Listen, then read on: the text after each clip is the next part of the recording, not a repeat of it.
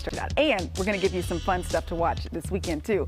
CBS Sunday Morning with Jane Pauley has gone to the dogs, the cats, the pigs, the birds, and all types of animals in a special primetime broadcast called The Pet Project, which airs tonight on CBS 13. So joining us to tell us a little bit more about what the show has in store, CBS Mo Rocca is joining us live from New York. Good morning to you, Mo. Good morning, Courtney. Good to see you. You're set. That orb that's swinging back and forth, is that meant to hypnotize me? Well, you know what? If you're into gift giving, yes, it is meant to hypnotize you. I will now reveal all my PIN numbers. I love it. You know what else I love? I am a huge animal fan, and I love, dogs, and lemurs are my favorite also. There have been so many pets that have just meant so much to Americans, including our presidents. Absolutely, yeah. So on tonight's special, we have hosted by Jane. We have a host of topics. I'm going to be looking into the history of White House pets. It's kind of a surprising history, and in fact, we have a clip. Awesome. Calvin Coolidge's supporters from Mississippi decided to send the Coolidges a Thanksgiving dinner, and what he sent them was a live raccoon. Andrew, have you ever tried raccoon? I have not tried raccoon. I have. Tastes like chicken. But for the Coolidges, that idea was off the table. They decided, well, we're going to keep her instead. So Coolidge gave her a name, Rebecca, and then he gave her some bling.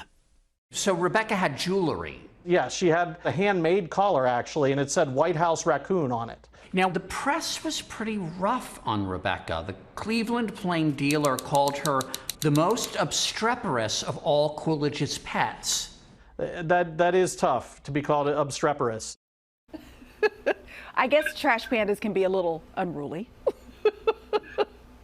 Did you call it a trash panda? Trash panda, yes. That's what we call them around here.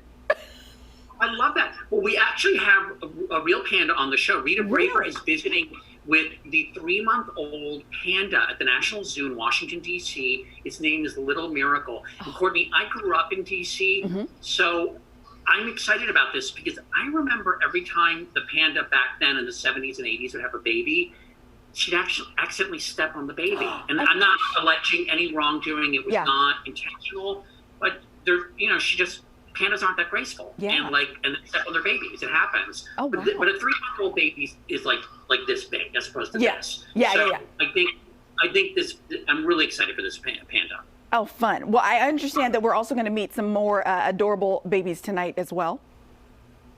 Yes. So Lee Cowan talks to Michael J. Fox, and Michael J. Fox is talking about his rescue dog, Gus. Oh, awesome. And Gus has been an essential support for Michael J. Fox through his struggles with Parkinson's.